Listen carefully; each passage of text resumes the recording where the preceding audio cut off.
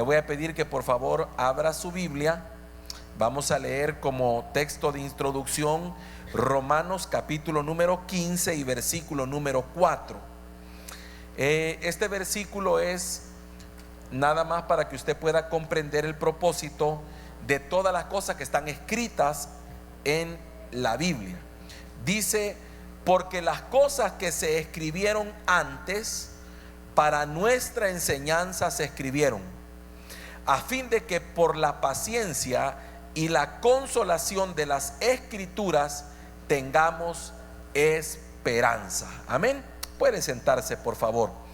El tema que nos atañe en esta noche es interpretando adecuadamente las Escrituras.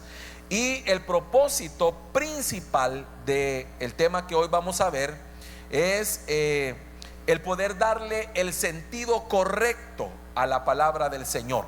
Aquí, hermano, nos vamos a sentar para poder comprender qué fue lo que el Señor quiso transmitir en los textos que leemos de la Biblia. No lo que yo entiendo, sino lo que el Señor quiso trasladar por medio de sus siervos a quienes inspiró. Entonces, si usted se da cuenta, la diferencia o la cantidad de doctrinas que existen tiene que ver con el hecho de que cada quien interpreta como quiere la palabra, ¿verdad? O le da un sentido, una interpretación personal a las Escrituras.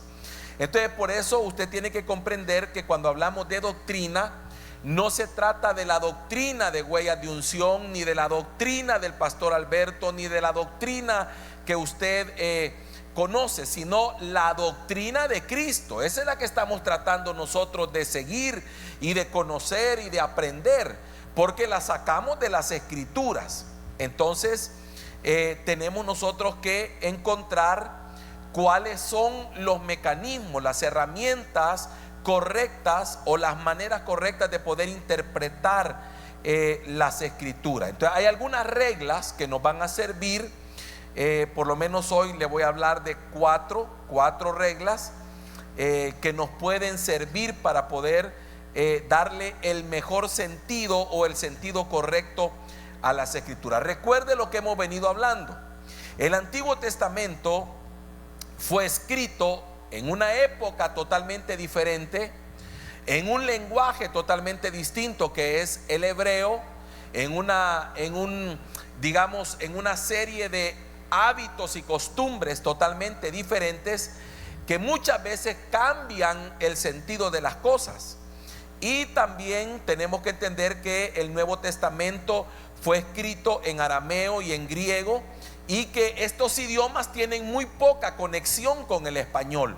Entonces muchas veces los que tradujeron las Escrituras hicieron un gran esfuerzo para darle el mejor de los sentidos, para que nosotros lo podamos comprender. Así que nosotros nos tenemos que esforzar también para escudriñar de manera correcta la palabra. Entonces, la Biblia debe proporcionarnos el significado que Dios le quiso dar a cada porción. Anote esto: no es lo que yo entiendo, sino lo que Dios quiere decir. Porque si yo leyera una porción hoy y empiezo a preguntarle a cada uno: ¿qué entendió usted? ¿Qué entendió usted? ¿Qué entendió usted? Podríamos tener 10 cosas diferentes. Pero como no se trata de lo que entendimos, sino de lo que Dios quiere decir o de lo que Dios está diciendo, entonces tenemos que llegar a la raíz del asunto. Tenemos que procurar entender la Biblia según Dios quiere que se entienda. Por eso cada maestro, cada predicador, cada pastor tiene que enseñar con cuidado la palabra. Y el que la recibe tiene que hacer como aquellos de Berea, que comprobaban que lo que les estaban diciendo era cierto. Porque el problema de ahora en día es que el pueblo del Señor no escudriña. Entonces muchas veces llega cualquier persona, y no digo cualquier persona en un término despectivo, sino que me refiero a que puede llegar un predicador, decir algo y la gente dice amén sin verificar que lo que él está diciendo tiene fundamento real o ha sido sacado de las escrituras de la manera correcta. Entonces usted no le puede decir amén a cualquier cosa.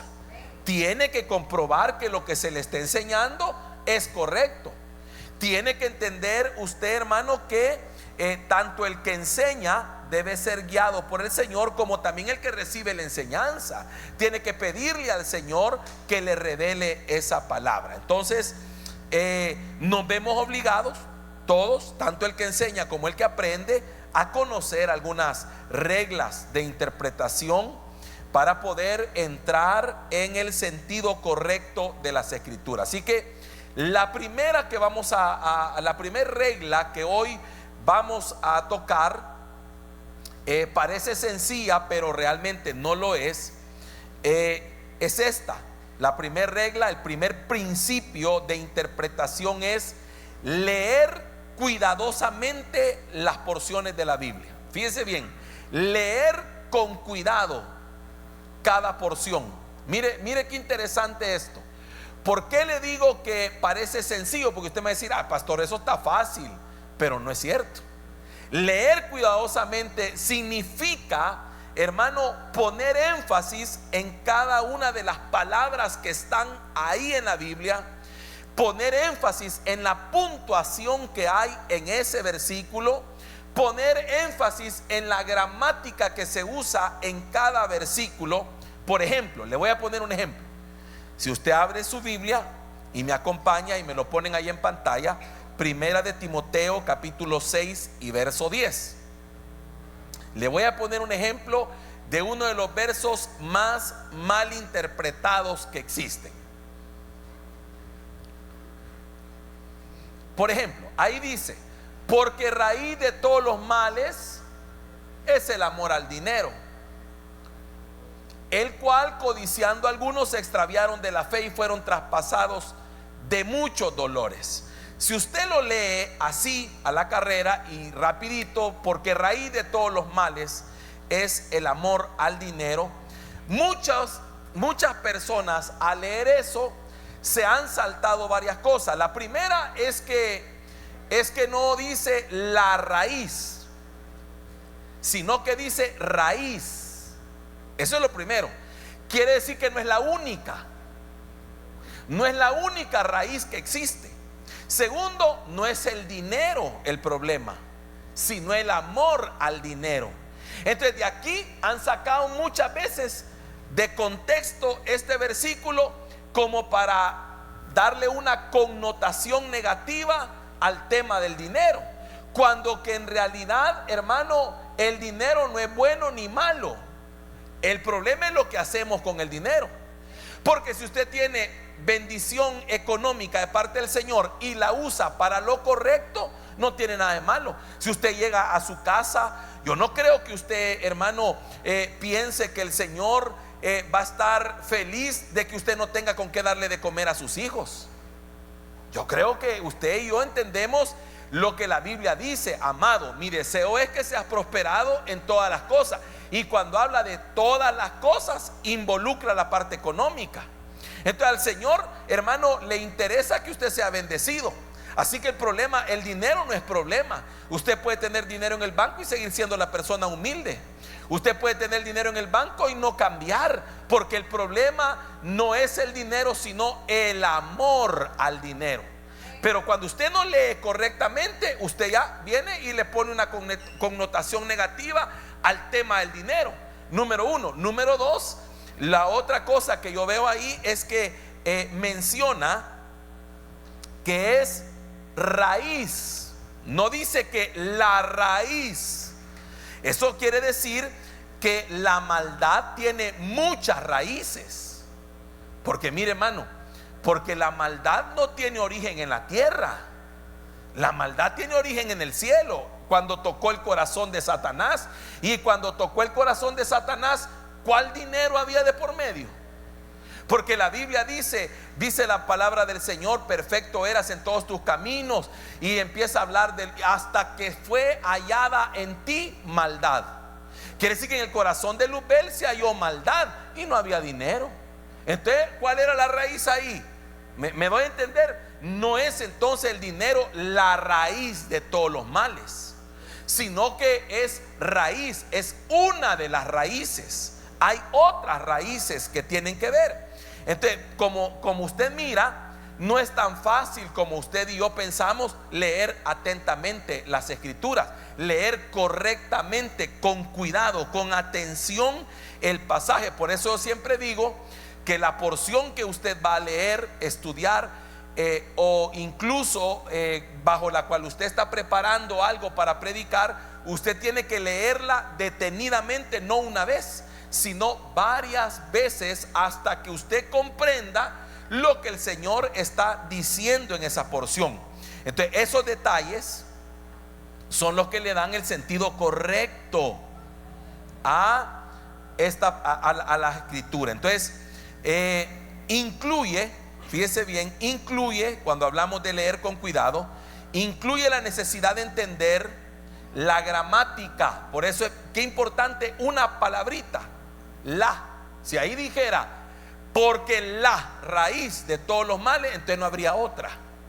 Pero cuando dice porque raíz, entonces no está especificando que es la única que existe, sino que está hablando que es una raíz. Entonces, gramaticalmente hablando, tengo que entender la diferencia que hay entre una cosa y la otra.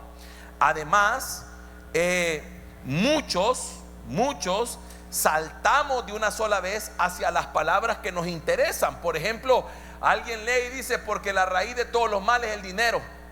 Y he oído gente decir eso, y no es cierto. No es cierto. Y por eso es bien importante que usted lo entienda, porque una mala doctrina lo lleva a usted a vivir una vida deplorable. Si usted tiene problemas con el dinero, nunca va a prosperar. Si usted tiene un concepto equivocado del dinero, nunca va a poder prosperar, porque usted nunca va a tener aquello que rechaza. Entonces usted tiene que tener un concepto correcto de las cosas que el Señor habla. Entonces, aparte de eso, tiene que comprender otra cosa.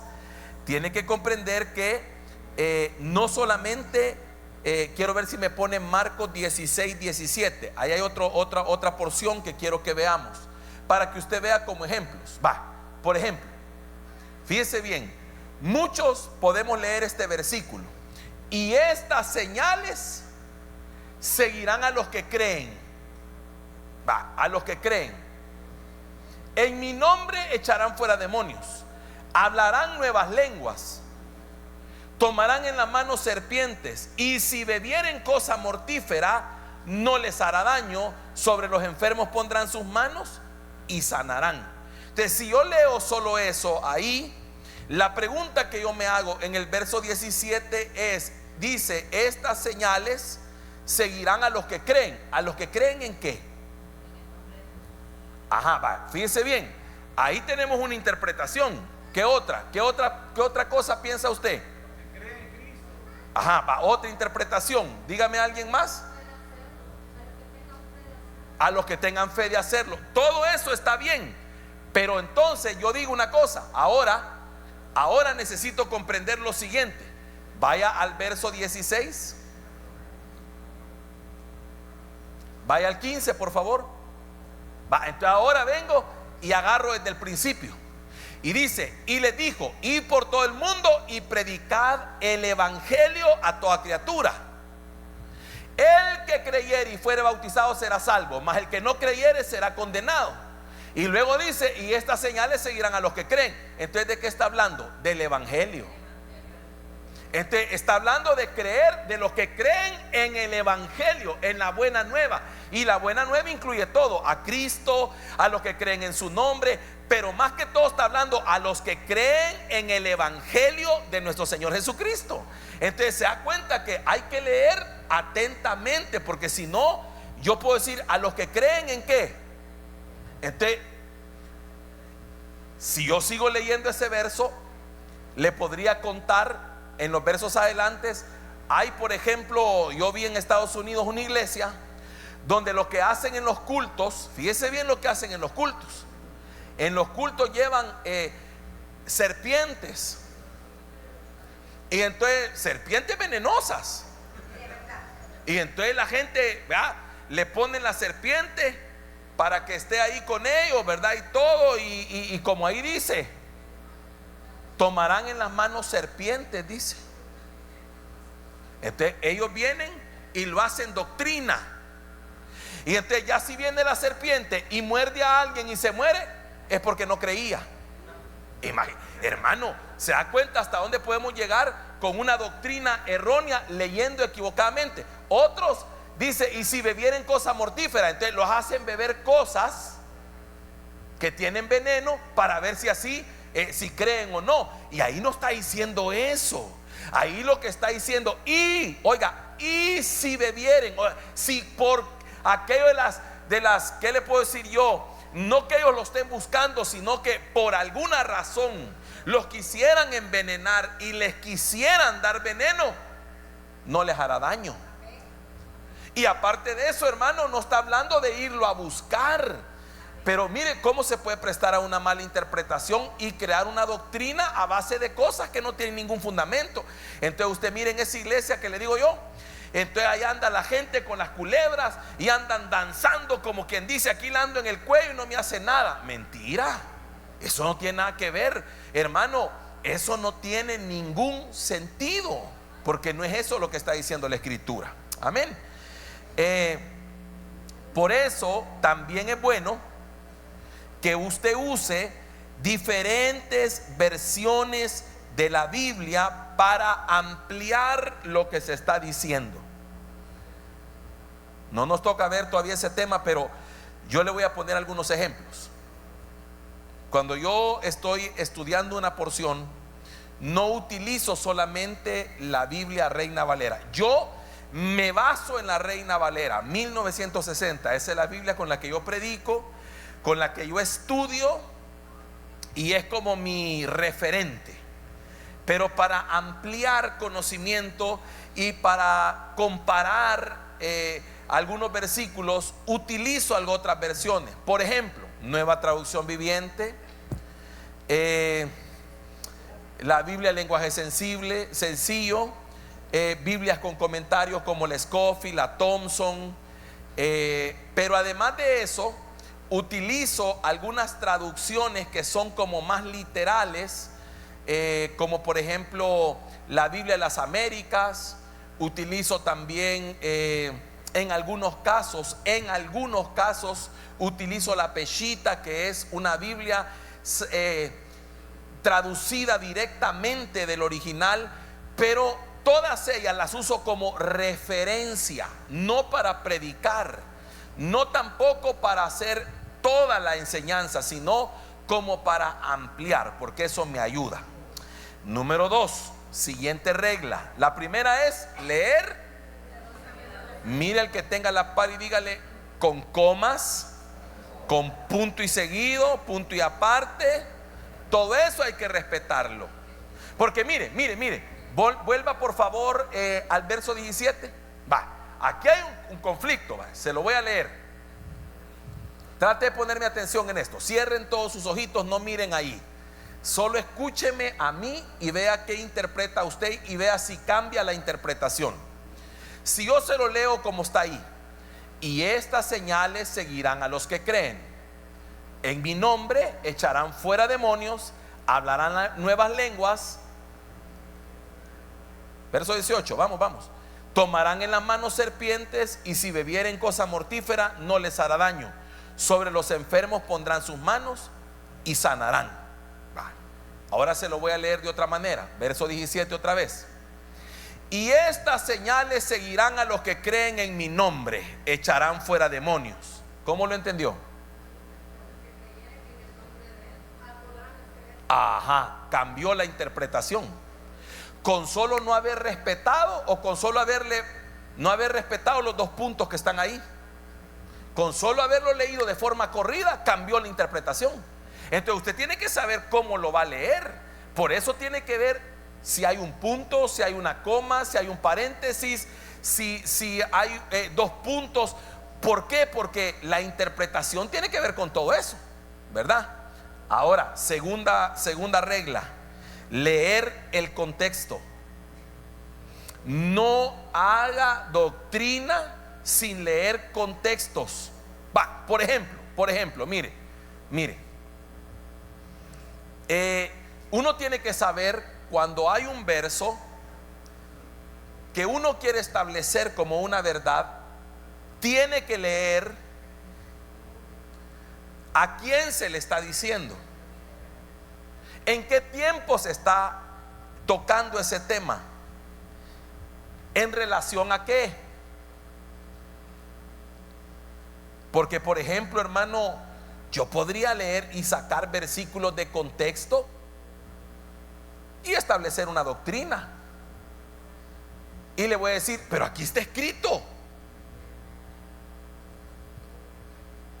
Y entonces usted, al leer todo el contexto, diría: pero no se trataba de lo que yo creía, se trataba de algo más amplio. Por ejemplo, cuando yo leo versículos sacados de contexto, lo que va a ocurrir, hermano, es que la doctrina se va a volver débil, porque no va a tener fundamento. Porque el significado verdadero de un versículo lo da el contexto en el que fue escrito. Ahora, ahora, por ejemplo, usted tiene que comprender algunas cosas interesantes de la escritura. Cuando yo leo que el apóstol Pablo dice que él es el perito arquitecto de la iglesia, significa que eso me da a mí el entendimiento que todo lo que el apóstol Pablo escribió, o que el Espíritu Santo inspiró a Pablo para escribir en las escrituras, está dirigido a quién. Si él es perito arquitecto de la iglesia, ¿para quién es? Para la iglesia. Entonces, toda la doctrina de Pablo, ¿para quién es? Para la iglesia. Por eso que usted tiene que entender, cuando usted va a leer una epístola escrita por Pablo, usted tiene que saber que eso es doctrina para la iglesia. No es doctrina para Israel como tal, ni para el antiguo pacto, sino para la iglesia. Por eso es que mire la diferencia. ¿Cuántos saben que los judíos se dejan crecer el cabello? ¿Cuántos han visto los judíos? Y la barba y todo eso, y han visto que usan un gorrito. Esto es para los judíos. Taparse la cabeza no hay problema, ¿verdad? Pero viene Pablo y dice: al varón le es deshonroso dejarse crecer el cabello. ¿Y cómo es eso que es deshonroso? Si no, es que no estoy hablando con ustedes, le estoy hablando a la iglesia. ¿Me di a entender con eso? Entonces, los judíos podían decir: ¿cómo no está diciendo que es deshonroso? No, papito, es que no es con ustedes, es con ustedes, iglesia. Porque yo soy perito arquitecto de la iglesia. Entonces, y el que ora, oiga, y el varón que ora o profetiza con su cabeza cubierta, afrenta su cabeza. Dice, no, y el kipá. No, es que no es con ustedes, es con la iglesia. Ustedes sigan como están, sigan con el kipá, sigan con todo, ese es su problema. Yo le estoy hablando a la iglesia. ¿Ya? Entonces, se da cuenta que usted tiene que comprender y leer el contexto. Pero cuando usted lee 1 Corintios 11, es un problema cuando usted lo lee de forma tradicional. Por eso muchas mujeres tienen problemas con el tema de cubrirse, porque lo han leído de forma tradicional como se lo enseñaron. Porque dice el apóstol Pablo, la mujer dice cuando ora o profetiza. ¿Cuándo dice? No dice cuando canta, no dice cuando come, no dice cuando anda trabajando. No, cuando ora, ¿qué tiene que hacer? Dice, cuando ora o profetiza, tiene que tener una señal de autoridad. Entonces viene, hermano, y dice, no, pero para el pueblo judío, no, pero eso no es así. No, tranquilos, es para la iglesia. Y entonces termina, y fíjese qué interpretación más incorrecta. Y dice, sí, pero ahí dice Pablo que la iglesia de Dios no tiene tal costumbre. ¿Pero cuál costumbre? ¿La de cubrirse o la de contender? La de contender. Entonces, mire, por eso es que tiene que leer correctamente, porque cuando usted lee correctamente se le revela la doctrina y se le revela lo que está hablando. Entonces viene alguien y me dice: pero pastor, eso era para las mujeres de Corinto. Ah, bueno, entonces cuando Pablo habla del arrebatamiento en Tesalonicenses, solo ellos se van a ir, pues, porque solo en Tesalonicenses habla del arrebatamiento. En ninguna otra parte habla: en un abrir y cerrar de ojos serán transformados. No dice eso en otra parte, solo lo dice en Tesalonicenses. Entonces mi pregunta es: ¿solo los de Tesalónica son arrebatados o toda la iglesia? Entonces no podemos decir solo era para ellos, porque entonces las epístolas son personales, pues. No leamos nada. Entonces solo los de Efesios fueron bendecidos en Cristo antes de la fundación del mundo. Vea que no, toda la iglesia. Entonces, ¿por qué nos apropiamos de unas cosas y de otras no? Porque unas nos convienen y otras no. Pero el apóstol Pablo dice: yo soy el perito arquitecto. Dice la palabra del Señor que a él se le reveló, a Pablo se le revela el tema de la iglesia. Entonces él es el que tiene el modelo, el diseño y todo para la iglesia. Y por eso es que él, hermano, dice: porque yo recibí del Señor lo que también os he enseñado. Cuando hable la cena del Señor, no lo recibió como tradición, lo recibió como una revelación para la iglesia. Entonces vienen algunos y dicen: pero es que no se llama cena del Señor, se llama Pascua. No, papito lindo, es que Pascua es para ustedes. Ustedes sigan en la Pascua. Nosotros que somos iglesia celebramos cena del Señor. No nos compliquemos. ¿Por qué? Porque cuando a veces a uno le dicen, ¿verdad?, algunos que son mesiánicos, otros que están en los movimientos judaizantes, le dicen a uno: pero es que ustedes le han cambiado, porque no se llama así, se llama la Pascua. Es que lo que ellos celebraban era Pascua. Pero lo que no se ponen a pensar ellos es que la Pascua, la última Pascua que se celebró, hermano, Cristo celebró la última Pascua, porque de ahí para adelante comienza a celebrarse la cena del Señor para la iglesia. Y a ellos se les dijo: no volveré a tomar con ustedes esto hasta que vuelva. Ahí se cortó para ellos y se aperturó para nosotros una nueva manera de hacer las cosas. Por eso es que acuérdense una cosa: la iglesia no es la continuidad, es una nueva entidad, es una nueva hermano, es algo nuevo, algo que no existía antes de Cristo. Lo que había era el reino. Entonces, cuando yo tengo que leer todo en el contexto, por ejemplo, vamos a leer algunos versos. ¿Qué es lo que nos pasa a nosotros? Que nosotros leemos un versículo y queremos de ahí sacar doctrina. ¿Y por qué no leemos todo?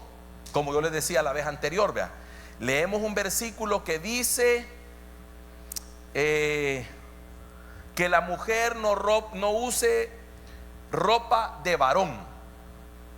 Ajá. ¿Y por qué no leemos todo el contexto, lo que está hablando ahí? ¿Y por qué no lo aplicamos todo? Entonces, ¿por qué no leemos el tiempo en que fue hecho y digamos: ¿y cuál era la ropa de varón de aquel tiempo? ¿Y por qué ahora se dice qué ropa sí, qué ropa no, si en aquel tiempo era otras vestimentas que se usaban? ¿Y por qué queremos traer aquello a este tiempo? Yo estoy de acuerdo con usted que me diga: ah, pastor, pero mire, la Biblia dice que se vista decorosamente. Sí, esa es otra cosa, pero ahí no está diciendo que sí y que no, decorosamente. Porque usted me puede decir: ah, pero es que los pantalones. No, hombre, hermano, hay faldas que son más indecorosas que un pantalón. Entonces el problema no es el pantalón, sino el decoro con el que se viste. Entonces quiere decir de que ahí no está diciendo qué tipo de ropa, porque para empezar, hermano, en los tiempos que fue escrito eso de ropa de mujer y ropa de varón, no habían pantalones como hoy. Entonces es bien difícil el querer traer aquello en un contexto diferente al contexto de ahora.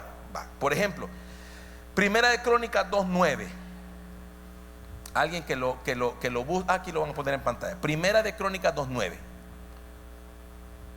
Mire lo que dice. No, espéreme. Primera de Corintios 2:9 es eso. Creo yo que por ahí estamos. Antes bien, como está escrito: cosa que ojo no vio, ni oído oyó, ni han subido en corazón de hombre son las que Dios ha preparado para los que le aman.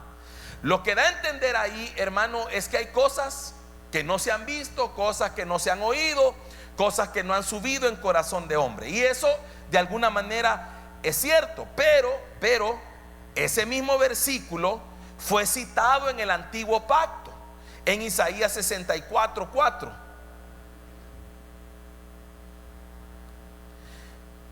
Ni nunca oyeron, ni oídos percibieron, ni ojo ha visto a Dios fuera de ti, que hiciese por él por el que en él espera. Es decir, Isaías está hablando de cosas que no han sido vistas, que no han sido oídas. Y también 1 Corintios dice cosas que ojo no oyó, cosas que oído no oyó, o que ojo no vio y que oído no oyó. Pero, óigame bien, pero en el versículo 8, 1 Corintios 2:8, el apóstol Pablo dice algo interesante.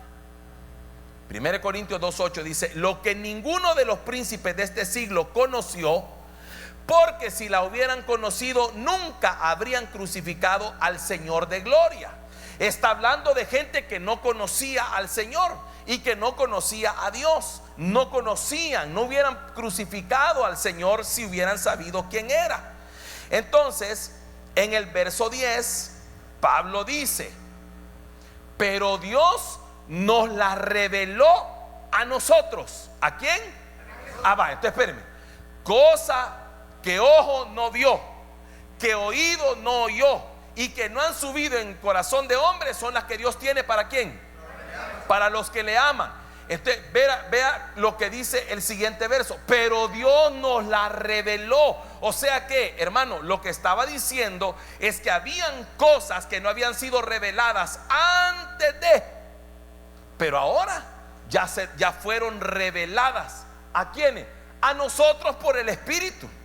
Entonces usted ya no puede usar ese versículo porque ya fue revelado.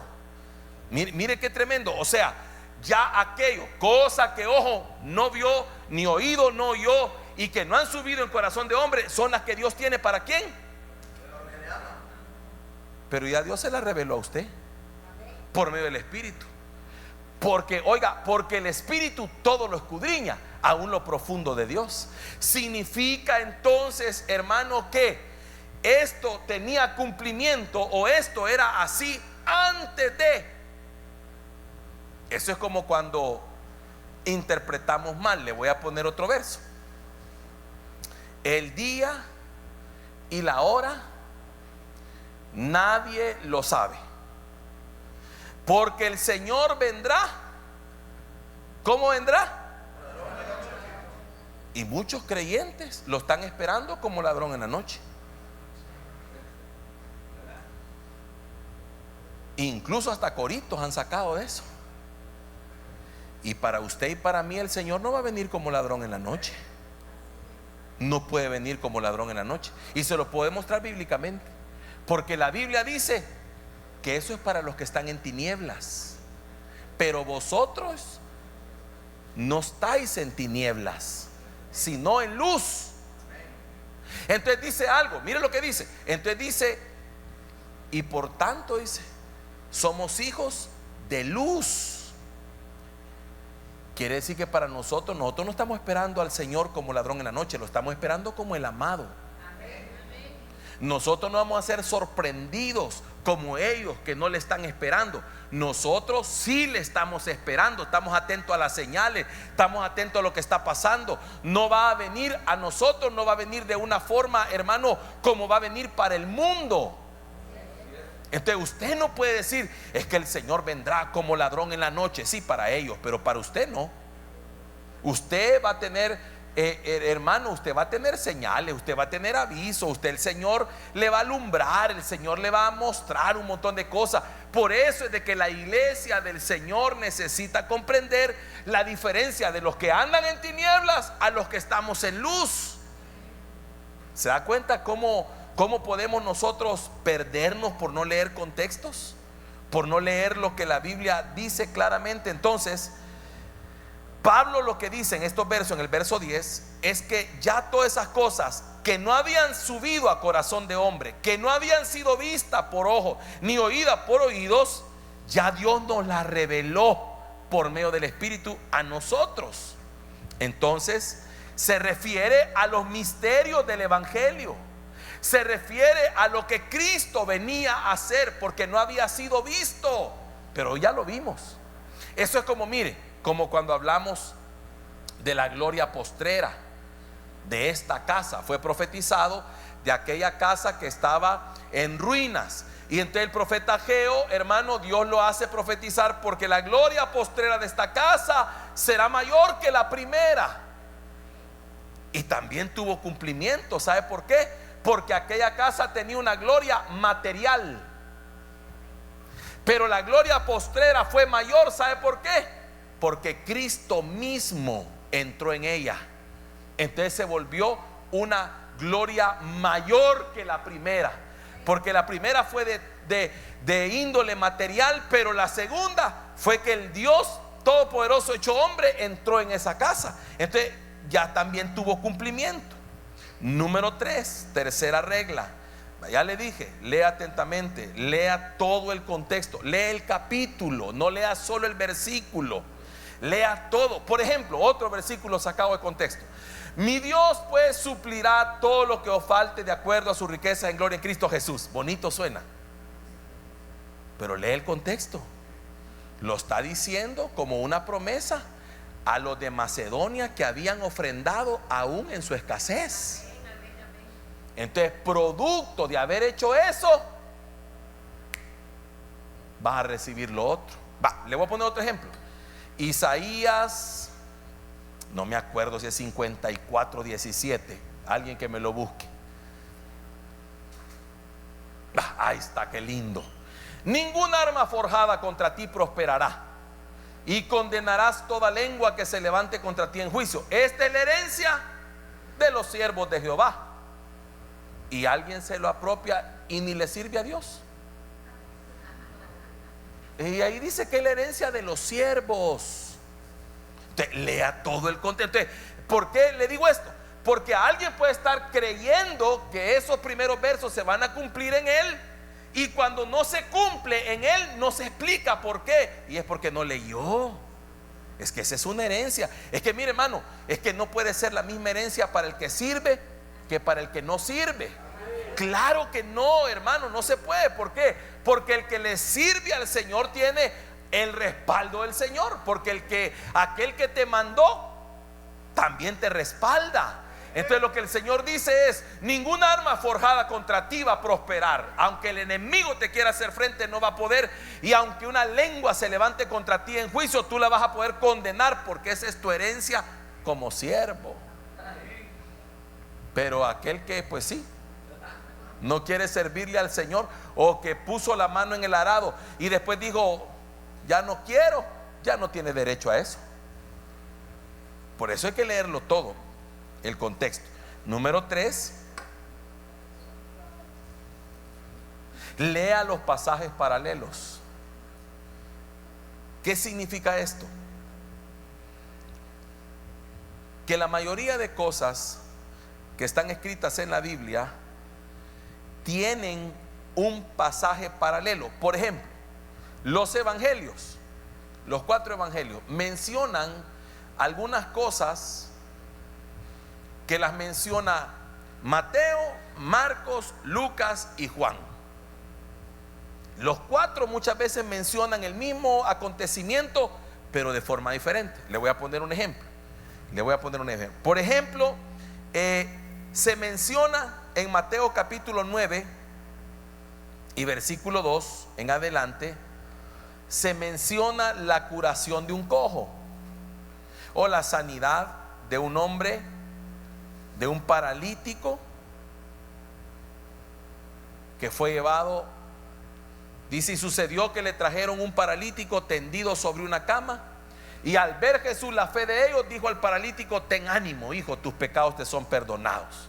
Entonces ahí en Mateo, mire qué escueto, ¿cómo lo menciona? Mateo solo menciona que llevaron al paralítico que estaba tendido sobre una cama, y Jesús, al ver la fe de ellos, ahí no dice cuántos eran, ahí no dice que lo bajaron por el techo, Ahí no dicen que la casa estaba llena y no podían entrar, no, porque Mateo se centró en el milagro, únicamente en el milagro. Entonces viene usted, si solo lee eso, no tiene mucho de qué predicar, a menos que usted quiera enfocarse en que el Señor le dijo: tus pecados te son perdonados. Va, perfecto, porque se lo dice en todos los pasajes. Pero aquí en Mateo usted sé que dice: bueno, ¿y quiénes lo llevaron? ¿Y cómo es eso? ¿Y cómo? ¿A dónde lo llevaron? ¿Y cómo entraron? ¿A dónde lo pusieron? Ahí no dice nada de eso. Pero cuando usted empieza a leer, por ejemplo, Marcos capítulo 2 y versículo número 2 en adelante,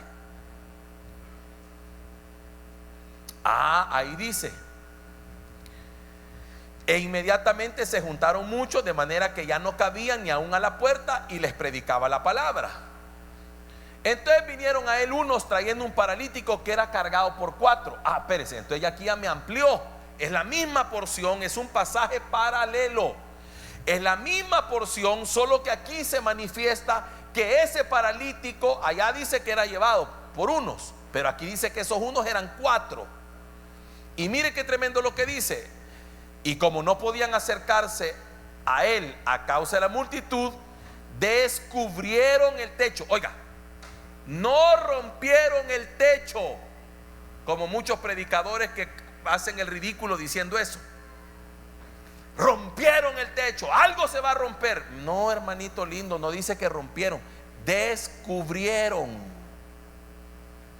Porque las casas de aquel tiempo solo se les ponía como una especie de, ¿ha visto usted como se hace con las palmas? Que se hacen esos ranchitos de palma. Entonces se hacía eso y se tapaban, porque era la forma de subir a la azotea.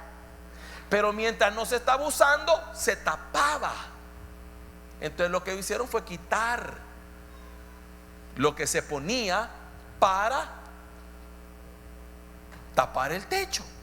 Por eso se da cuenta, hermano, qué interesante una palabrita: descubrieron el techo de donde estaba, y haciendo una abertura, quitan, descubren el techo, queda la abertura, bajaron el lecho en que yacía el paralítico. Todo eso no lo dice Mateo. Aquí ya me amplió. Ya pude ver yo, no pudieron entrar por la puerta porque estaba lleno, nadie les dio espacio, pero ellos subieron al techo. Sabían que las casas tenían ese espacio. Imagínese usted que hubiera sido un plafón. Es que eso da a entender lo que dice rompieron el techo. Es como que llevaron una piocha o algo, ¿verdad? Y rompieron el plafón, o rompieron una duralita, ¿va? Algo tuvieron. No rompieron nada. Solo abrieron, descubrieron.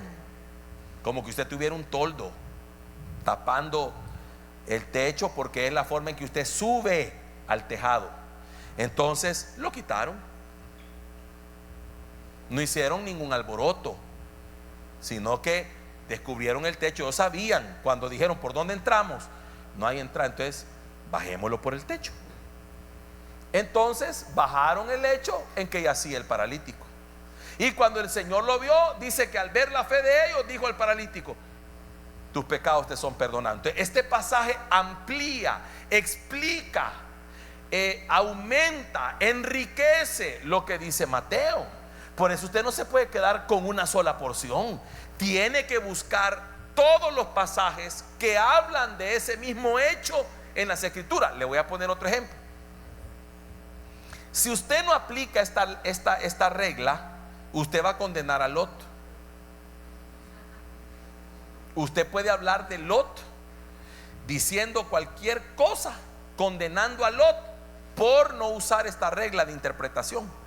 Porque he oído predicadores que hablan de Lot, hermano, y dicen que aquí, que allá, y que esto y que el otro, y que carnal y todo lo que usted quiera.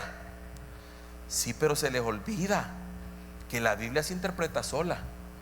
Entonces el apóstol Pedro a Lot lo llama justo. ¡Pum! Nos descalificó a todos. Es como que usted estaba diciendo: es que este Lot era aquí, que amaba el mundo, y que aquí, que allá, y que vivía en pecado porque vivía en Sodoma. ¿A dónde dice eso?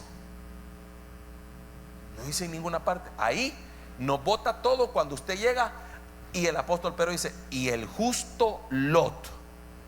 Ya no puede hablar sandeces de Lot porque Pedro lo llama justo. ¿Se da cuenta? La Biblia se interpreta sola. Por eso es que la Biblia dice, la Escritura dice: la suma de su palabra es verdad. Tiene que buscar la riqueza que hay en toda ella. Por ejemplo, le voy a poner otro ejemplo. Perdónenme las hermanitas que aquí voy. Es que fíjese qué tremendo.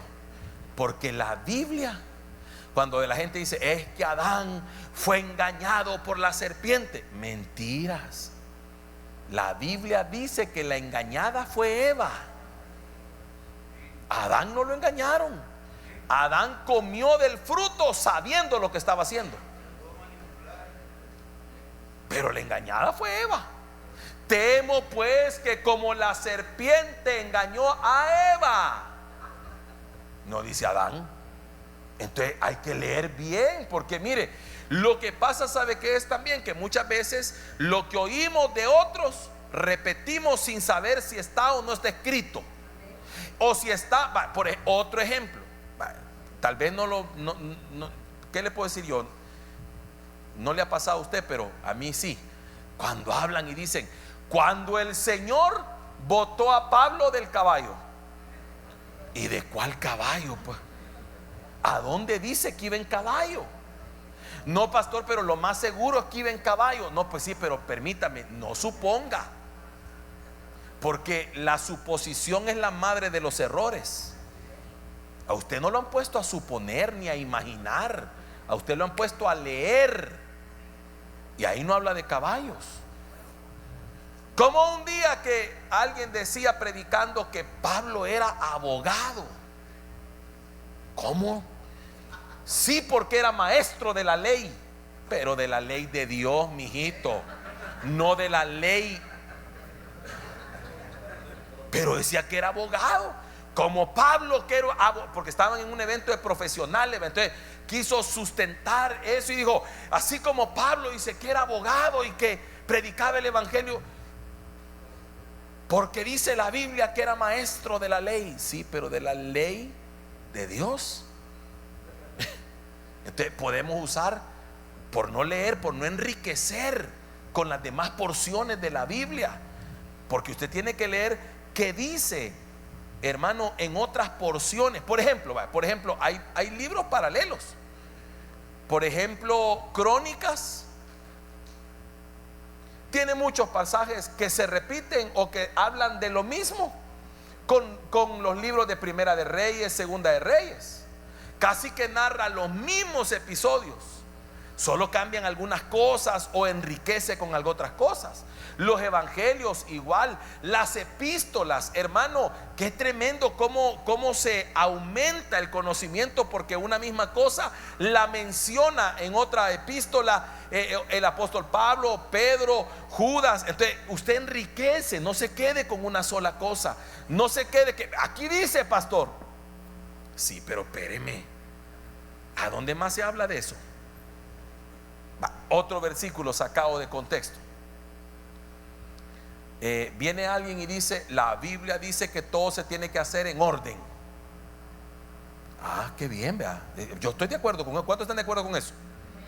Entonces viene alguien con ese contexto o con ese versículo y entra a una de nuestras iglesias y dice: este es un desorden.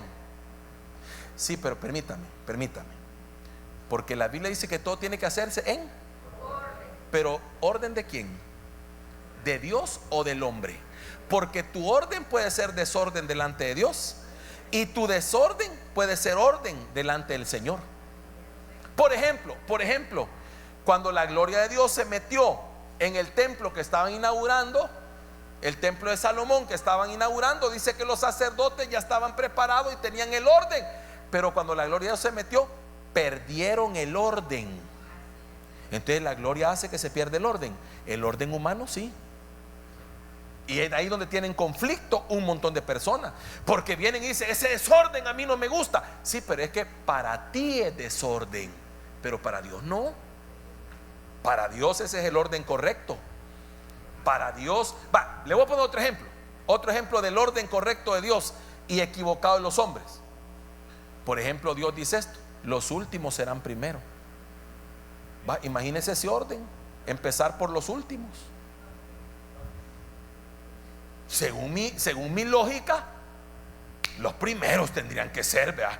Porque han pagado el precio, porque son los pioneros. Pero viene el Señor y dice: no, para mí los últimos son los primeros.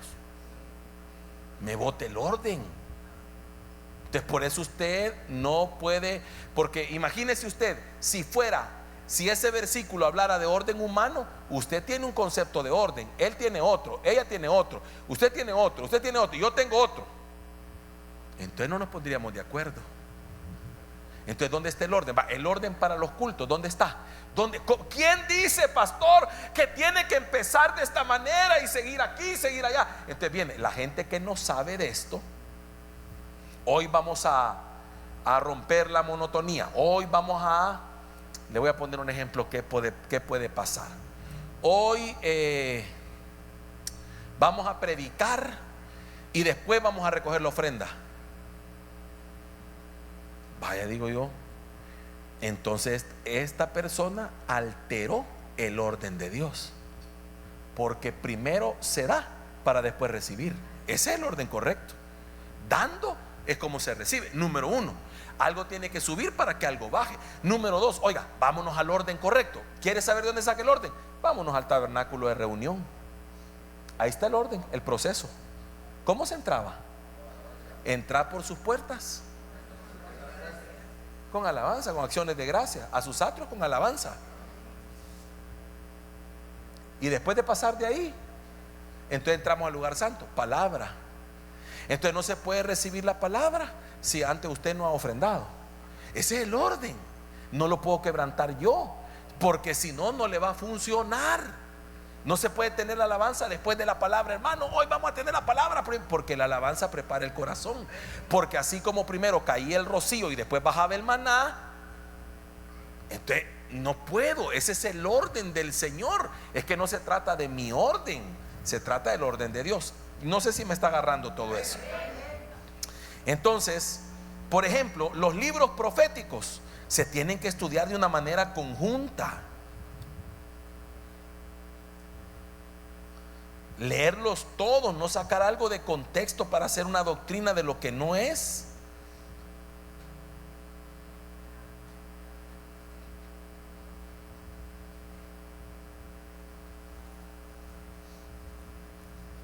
Por eso yo le recomiendo también usar otra herramienta que es una concordancia.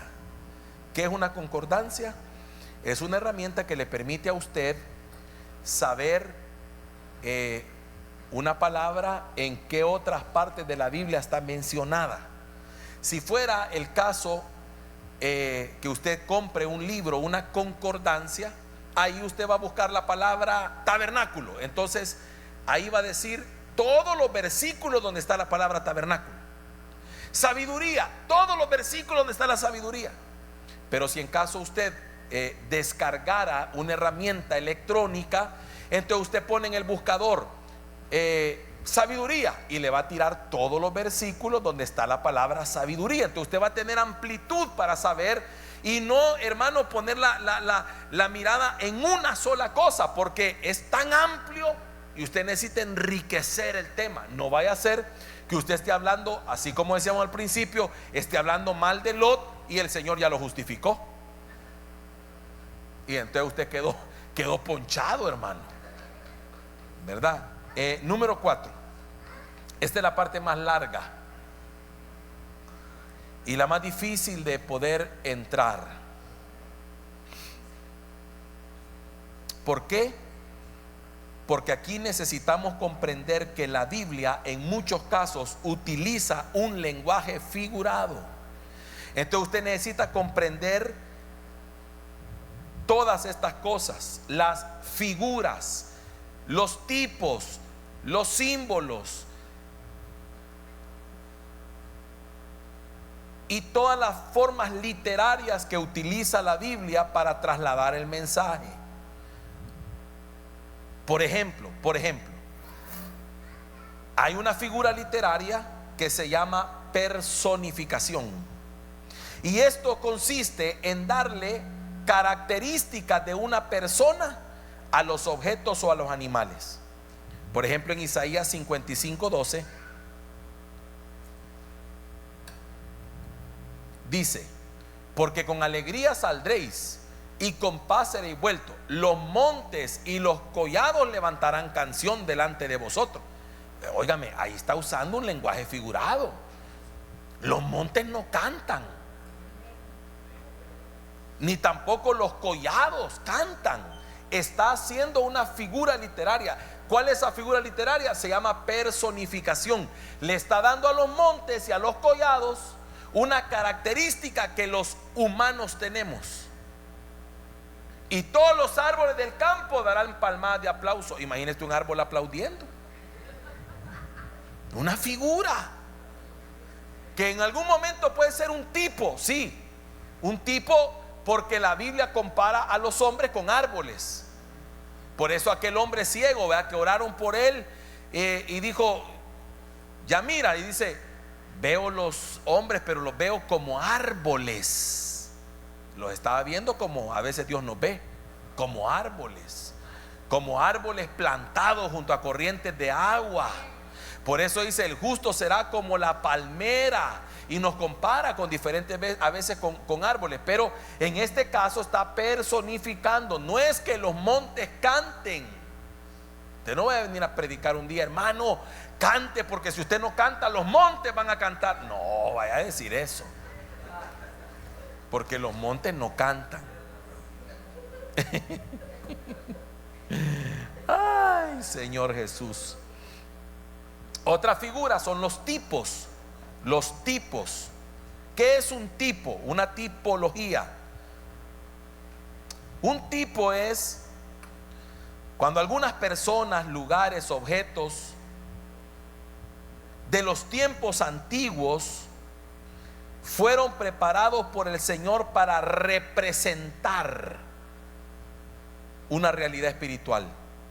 Por ejemplo, el cordero que se sacrificó en Egipto era tipo del sacrificio de Cristo que se iba a venir a hacer. Es un tipo, es una representación antigua de lo que iba a suceder. Por eso el cordero no era tan importante, porque solo era un tipo, solo tenía que representar. Por eso ellos tenían que celebrar la Pascua, pero no poniendo la confianza en el cordero que sacrificaban, sino que tenían que entender que ese cordero hablaba del Mesías que iba a venir. Eso era un tipo del Mesías. Por ejemplo, Adán es un tipo de Cristo. Por eso se menciona el primer Adán, el postrer Adán. David es un tipo de Cristo. Moisés es un tipo de Cristo. Personas, José es un tipo de Cristo, vendido por sus hermanos. Tremendo cuando usted ve las comparaciones y cómo en muchos aspectos es casi igual, como copiado, solamente que aquello sucedió antes como un tipo de lo que iba a suceder. El tabernáculo de reunión, los muebles que habían en el tabernáculo, la roca que dice la Biblia, la roca herida o hendida en el desierto, un tipo de Cristo. Por esa razón Moisés, cuando golpeó la roca, hermano, no pudo entrar. ¿Sabe por qué? Porque la primera vez le dijeron golpéala, pero la segunda vez le dijeron háblale, porque Cristo solo una vez iba a ser herido, no dos. Porque la primera venida fue para ser herido, pero la segunda es para venir a reinar. Y Moisés como que la segunda vez lo vuelve a golpear, y entonces eso ya no pudo entrar a la tierra prometida. Entonces, pero esa roca era figura o tipo de Cristo. Por eso usted puede usar comparaciones. Usted puede ver, por ejemplo, cuando la Biblia dice que Adán y Eva fueron sacados del huerto, su desnudez fue cubierta, Entonces eso, que su desnudez fue cubierta, tipo de Cristo, tipo del sacrificio. El hecho de que un inocente tuvo que morir para que un culpable fuera vestido, es un tipo de la redención que somos nosotros. Porque un inocente, Cristo murió por un pecador, nosotros para que fuéramos vestidos. Un tipo. Todo eso usted lo puede usar como enriquecimiento de la predicación, de la enseñanza. Luego están los símbolos. ¿Qué es un símbolo? Es un objeto visible que representa algo invisible. Por eso la gente ha cometido el error de quedarse con los símbolos. Y los símbolos solo eran una representación de lo invisible. Por ejemplo, la famosa lámpara, la menorá, que ponen en algunos lugares como emblema, como logos, como no sé cómo que va. Pero eso solo era un símbolo que representa algo invisible, que es el Espíritu Santo. Entonces, pero nosotros ya no necesitamos vivir por símbolos. Ya no necesitamos tener símbolos, porque tenemos lo real. Porque tenemos al Espíritu Santo en nosotros, con nosotros y sobre nosotros. Ya no necesitamos tener una lámpara, porque entonces sería como decir que el Espíritu Santo, hermano, no lo conocemos, entonces tenemos que manifestarlo como una lámpara.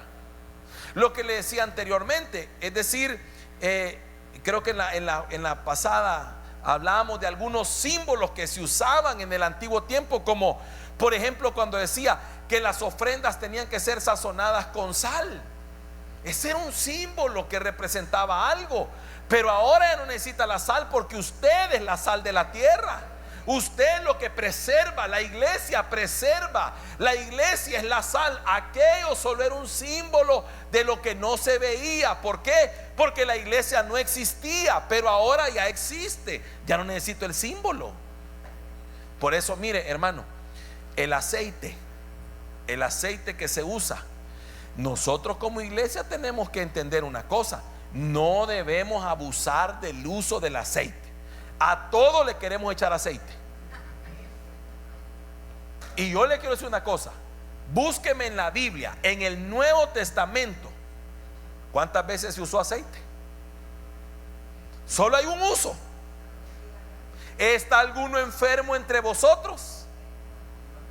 Dice que llame a los ancianos y le unjan con aceite. Y la oración del justo puede mucho. Y es la única vez, paré de contar. ¿Y por qué, pastor? Porque solo era un símbolo. El símbolo que representaba al Espíritu Santo. Pero hoy ya no necesito el símbolo. Hoy la Biblia me dice que si yo he creído en el Evangelio, ponga mis manos sobre el enfermo y éste sanará. Ya tengo, oiga, aquello era un símbolo, pero yo ya tengo lo real. El Espíritu Santo está en mí. Yo ya tengo la unción. En aquel tiempo, en el antiguo pacto, la unción era visible porque se derramaba aceite sobre la persona. Pero en el nuevo pacto, la unción no es visible, pero sí es tangible, porque opera en nosotros. Entonces, el problema es que la gente se quedó con los símbolos. Símbolos para todo, hermano. Que el pescadito como símbolo de cristianismo, que la lámpara, que no, yo digo, hermano, el que tiene símbolos es porque no tiene lo real.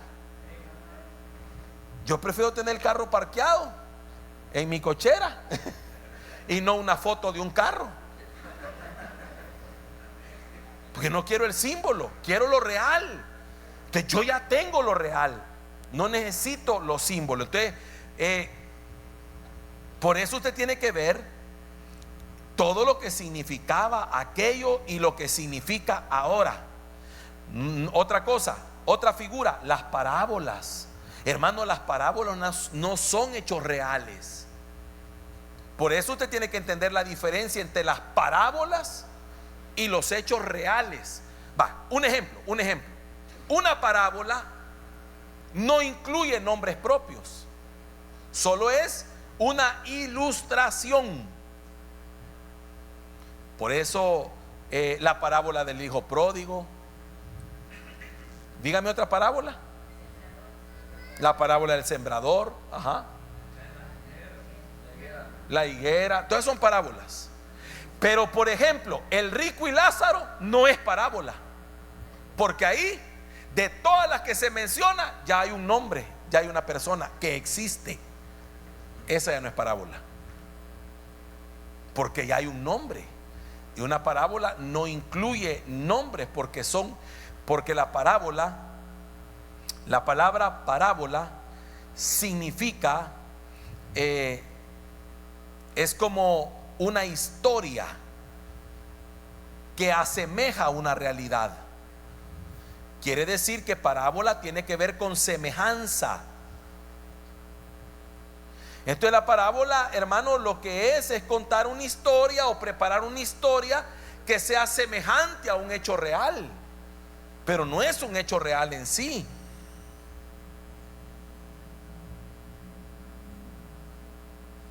La parábola se tiene que tomar en cuenta como tal, como un hecho semejante a una realidad, pero no es una realidad. Está la parábola del buen samaritano.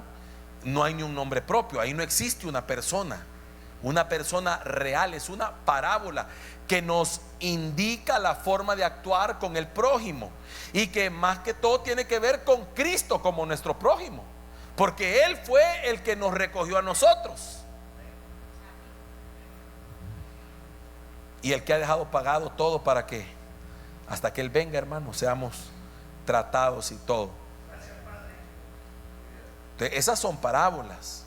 Pero cuando usted encuentra lugares, o mejor dicho, nombres propios, nombres de personas, ya no son parábolas, son hechos reales.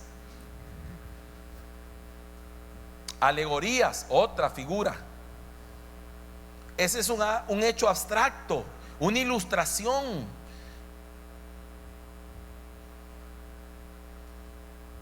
Por ejemplo, una alegoría, cuando Natán el profeta llega donde David, ¿verdad? Y llevaba un mensaje, ¿verdad? Es lo que le quería decir a David, es que había pecado, pero le comienza con una historia. Había un hombre que tenía muchas corderitas y fue visitado por un caminante, y no quiso agarrar una corderita de la que él tenía, sino que fue donde otro y le quitó la única que tenía. Y entonces dijo David: ese hombre es digno de muerte. Sí, David, ese hombre eres tú, le dijo. Con una alegoría le narró lo que David había hecho. Imagínense qué tremendo. Por eso hay que poner atención, no vaya a ser que estén hablando de nosotros y no nos damos cuenta, ¿verdad? Entonces es un hecho fingido. Una alegoría es un hecho fingido para dar a entender algo. Por eso usted no vaya uno a predicar algo como si hubiera sido una verdad que pasó y era una alegoría la que estaba mencionando la escritura, ¿verdad?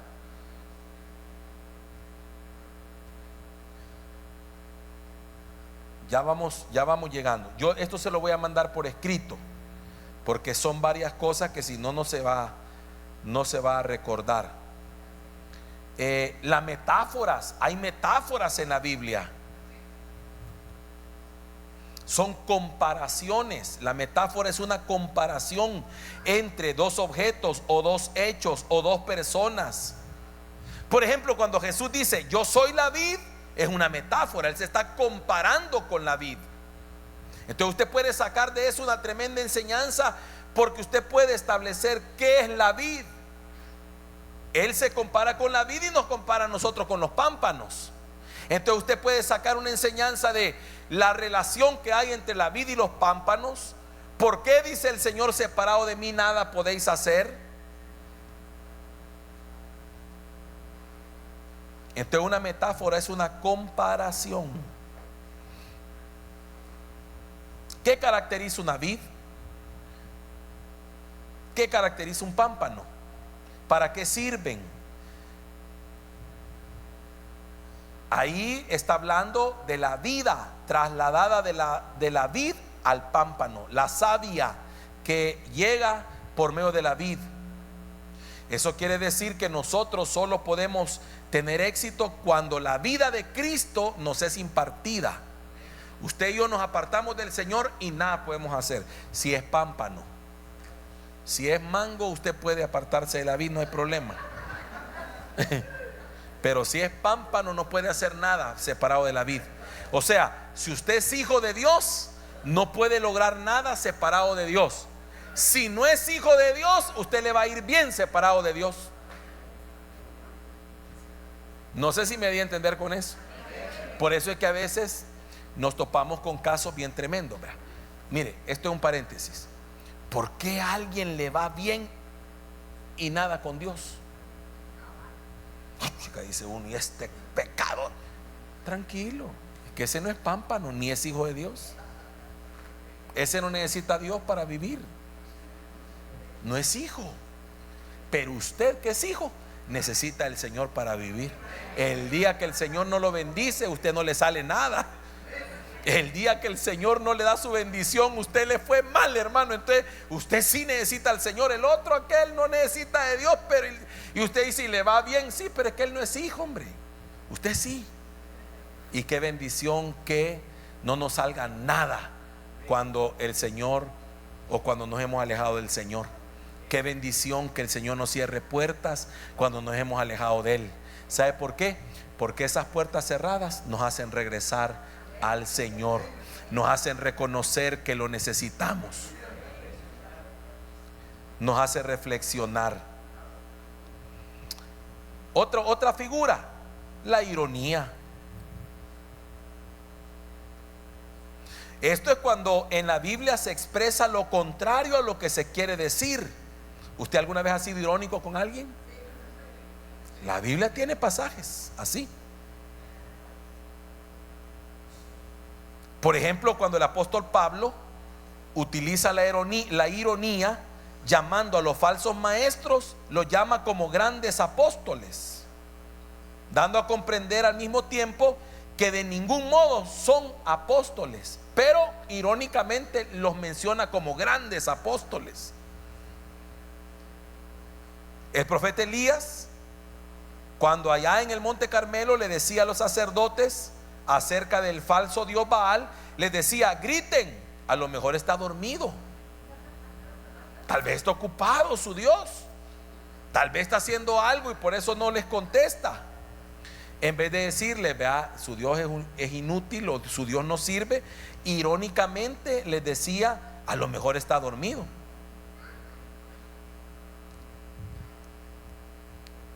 Así que la Biblia tiene que ser interpretada utilizando las diferentes figuras que ella usa. Por lo tanto, quiero ir terminando, toda la escritura debe ser interpretada con la revelación acerca de la voluntad de Dios. Mi deseo, el suyo, cuando estudie la Biblia y cuando la predique, debe ser siempre el querer trasladar fidedignamente lo que Dios escribió, no lo que usted cree. Aquí no es yo pienso, yo creo o yo quiero. Aquí es lo que Él dice, lo que Él piensa y lo que Él quiere. Es su palabra la que predicamos.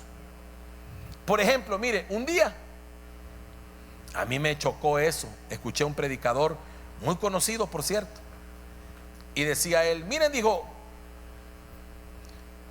yo admiro, dice, al salmista, y hubiera querido tener la suerte que él tuvo, imagínense. Porque el salmista dice, no he visto justo desamparado ni su simiente que mendigue pan. Y a mí me ha tocado ver a muchos justos desamparados. Entonces yo me quedé pensando, y yo digo, este sí que está revesado. ¿Sabe por qué? Porque eso es lo que él cree, lo que él piensa, lo que él dice. Pero lo que la Biblia dice es otra cosa. No he visto justo desamparado, ni su simiente que mendigue pan. Díganle al justo que le irá bien. Hay una porción. Si alguien, hermano, creo que lo prediqué un día, si alguien no encaja en eso, hay que revisar. A lo mejor no es justo. En algo no está siendo justo, porque no está hablando de justificados, sino de justos. Justificado es para salvación, justos es estilo de vida. Santificado es para salvación, santo es estilo de vida. Quiere decir que a lo mejor mi problema, yo creo que este es justo y que aquí la Biblia está fallando. Pero si el Señor me diera la capacidad de ver, ay, mira, vos crees que es justo, mira cómo trata a la mamá, y mira cómo trata a la esposa, mira cómo me trata a mí, te diría el Señor. ¿Verdad que no es justo? No, Señor. Va, entonces hoy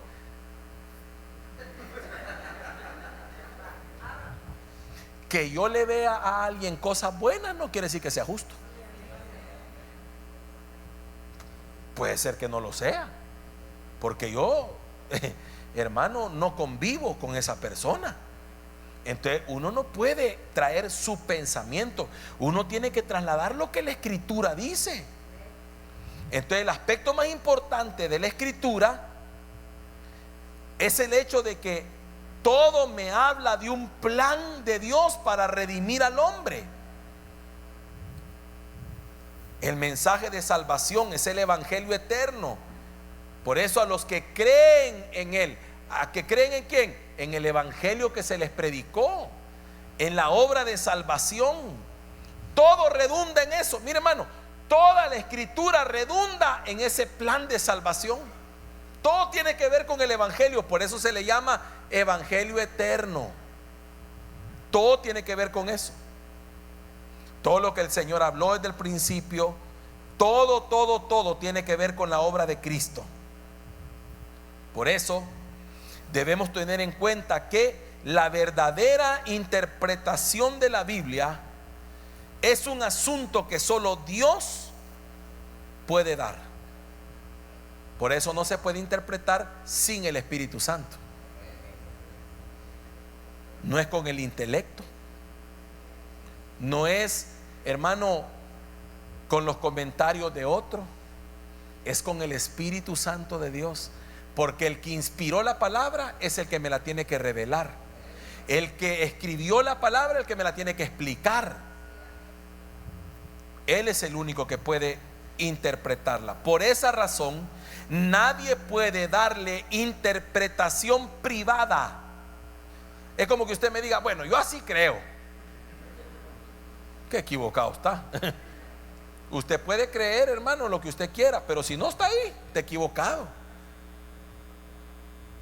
Ay, ¿cómo hago yo, pues, Padre Santo? Es que hay ejemplos que yo quisiera ponerle. Esto es como yo digo, como he leído en la Biblia que dice, no os engañéis. Dios no puede ser burlado. Todo lo que el hombre siembra. Entonces espérenme, entonces mire, entonces ¿cuánta gente habrá engañada creyendo que se puede burlar de Dios? Y de Dios nadie se puede burlar. Mire, estábamos estos días que salimos un par de días con mi esposa. Mire qué me aconteció. Estábamos en un lugar donde había alimentos, era un buffet, y yo vi una señora que estaba ahí y andaba buscando un plato la señora y no hallaba el plato. Entonces yo necesitaba un plato también, así que yo fui, agarré mi plato y agarré otro plato y llegué y le dije, tome, usted anda buscando un plato, muchas gracias. Una cosa sencilla. Me serví, llegué a la mesa, empecé a comer, me tomé mi bebida y se me acabó la bebida y dije, ay, tengo que levantarme. Al ratito llegó una persona y me ¿quiere algo más de tomar? Sí, le dije yo, quiero tal cosa, y me la llevaron. Inmediatamente la siembra produjo cosecha. Dios no puede ser burlado. Hermano, usted tiene que comprender esto. Lo que usted siembra, eso va a cosechar. Usted puede creer cualquier cosa, pero usted no se puede burlar de Dios. Yo no me puedo burlar de Dios. Usted puede justificarse, creer, pensar, gritar, decir, escribir en una pared, lo que usted quiera, pero de Dios usted y yo no nos podemos burlar. Todo lo que el hombre siembre, eso va a cosechar. No puede sembrar espinas y cosechar manzanas. Se va a pinchar. Por eso, hermano, no es de interpretación privada, es lo que dice la Escritura. Entonces, para interpretar la Biblia, tenemos que analizar correctamente las Escrituras, atendiendo a las reglas que acabamos de ver y otras que más adelante vamos a aprender. Pero esto no significa dejar de depender del Espíritu Santo. Todas las reglas son buenas, pero la principal es que nuestro maestro sea el Espíritu Santo de Dios. No se puede interpretar la Biblia sin el Espíritu Santo, pues Él la inspiró. Usted no puede depender de métodos humanos para entender la palabra. Solo el Espíritu Santo nos va a guiar a toda verdad. Por eso, mire, que su corazón, mi oración ha sido siempre esa, que mi corazón anhele siempre conocer la verdad, aunque me duela saber que estaba engañado. ¿En qué sentido? ¿En qué sentido? Supóngase que yo creía X cosa, pero como yo le oro, Padre, yo quiero conocer la verdad, muéstrame tu verdad, porque la verdad me hace libre. Entonces, supóngase que un día vengo yo estudiando y me revelan algo y me doy cuenta que yo estaba equivocado. ¿Estaré dispuesto a reconocerlo? Mi pregunta, ¿estaré dispuesto a reconocerlo y a decirle: Señor, cambio mi verdad por la tuya? Reconozco que yo estaba equivocado, Señor. Te pido perdón, Señor, porque yo estaba, y no el apóstol Pablo creía estar en la verdad, pues, y no él creía hacer lo correcto cuando andaba persiguiendo a la iglesia, pues, hasta que tuvo que decir: todo lo tengo por basura, a fin de conocer a Cristo. Tuvo que reconocer, hermano. ¿Y cuántos de nosotros tendremos cosas que decirle al Señor: Señor, cambiámelas? Yo creía que esa era la verdad, pero no la es. Por ejemplo, mire, ¿cuántos de los que estamos aquí en más de alguna cosa nos enseñaron mal doctrinalmente algo? Ahora, ¿estaremos dispuestos a cambiar? Solo si usted le dice: Señor, quiero tu verdad me va a hacer libre.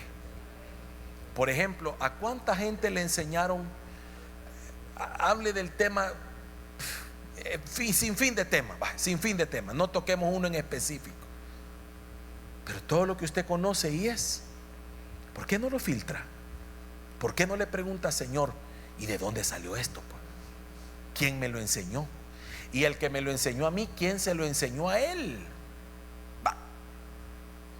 Vamos a hacer una pregunta rapidita. ¿Qué día murió el Señor? A ver, ¿quién me responde? Pero tranquilo. Vamos a asumir la dichosa, conocida y mal llamada Semana Santa. Entonces viene alguien y me dice: pastor, el Señor murió el viernes. Yo hasta andaba llevando el santo entierro. Ya no anda llevando el santo entierro, pero sigue diciendo que murió viernes. Fíjese hasta dónde, hermano, hasta dónde salir de Egipto es progresivo. No se sale de un solo, va progresivo, porque ya dejó el santo entierro, pero no ha dejado el viernes. Y yo le pregunto a usted: ¿de dónde sacó que Cristo murió el viernes? Explíqueme. Dígame cuántos días dice la Biblia que Jesús iba a estar en el sepulcro. 3 días y va. Entonces usted dice que murió viernes y resucitó domingo, dice usted, va. Hágame, y que no le enseñaron a contar. Y va, ¿y cuánto da pues? De viernes para sábado, de sábado para domingo, y el tercero, ¿qué lo hacemos? Entonces tiene que haber un error, va. Entonces, ¿y por qué no nos hemos dado a la tarea de preguntar entonces? Bueno, y entonces ¿cómo fue esto pues? Va, sino que nos quedamos con eso y va, algún día tuvo que haber muerto, hermano. No, eso es mediocridad. Eso es ser mediocre. El no querer ir a la profundidad y romper tradiciones, porque eso se llama tradición. La tradición me lo enseñó. La tradición es la que me dijo, alguien un día, porque leyó incorrectamente diciendo que el Señor fue crucificado antes del día de reposo. Entonces dijeron sábado, ¿ah? Entonces si murió un día antes del día de reposo, tiene que ser viernes. Pero ¿por qué no leyó bien? Porque volvemos a lo mismo, solo pasó leyendo. Pero el Señor no habla de que fue crucificado un día antes del Shabbat, sino del mega Shabbat. Y el mega Shabbat no era un sábado, sino que en ese tiempo el mega Shabbat cayó miércoles. Tiene que ir a la escritura, tiene que leer profundamente. Jesús no fue crucificado un viernes. Deje de celebrar el viernes y deje de estar poniendo que este viernes, bueno, un día va. Yo cuando estaba de moda, hace tiempo que estaba de moda aquel famoso Black Friday. Entonces un pastor salió predicando, hoy se celebra, no, hoy en estos tiempos hay un Black Friday, pero yo quiero decirles que hace no sé cuántos años hubo un Friday que no me... Y yo dije, ¿cuál Friday? Toda la prédica se le desmoronó al pasarla por el filtro. Es como cuando dicen, y las iglesias, domingo de resurrección y que no sé qué, y digo, ¿y por qué no lo filtran? Si Jesús no resucitó domingo. Y no dice que las mujeres muy temprano en la mañana del primer día de la semana, muy temprano fueron y ya Cristo había resucitado. Entonces tenemos que entender, va, pero estaremos dispuestos a decir, Señor, eso me golpea mi tradición, me golpea mi ego, porque era lo que yo creía. Me golpea, hermano, me golpea mi ser, porque entonces me hace entender que yo estaba equivocado y a nadie le gusta reconocer que estaba equivocado. Pero para eso es la palabra bendita de nuestro Dios, para sacarnos de los errores y para llevarnos a la verdad. Y le estoy poniendo un ejemplo que tal vez no tiene incidencia, tal vez no cambia nada. Porque usted puede decir, pastor, a mí me da lo mismo, al final de cuentas lo bueno es que murió y que resucitó. Está bien, está bueno, usted siga pensando así. Pero cuando usted se da cuenta que eso usted lo puede trasladar a otras cosas en las que puede estar equivocado, y yo las puedo trasladar a otras cosas en las que puedo estar equivocado, entonces digo, Señor, ¿y en cuántas cosas más? Padre, sácame, solo tu palabra. Ayúdame, Señor, a interpretarla correctamente, a leerla con atención, a darme cuenta, Señor, de que tu palabra me libera. Mire, ¿sabe de qué primero te libera la palabra? De lo primerito que te libera, de un montón de tradiciones. De un montón de tradiciones, hermano. Yo que soy tan bendecido, ¿sabe por qué? Porque cuando usted se dedica a vivir la Biblia, usted es libre de un montón de yugos. Porque ya usted viene y dice, pastor, ¿y por qué no celebramos el Día del Amigo?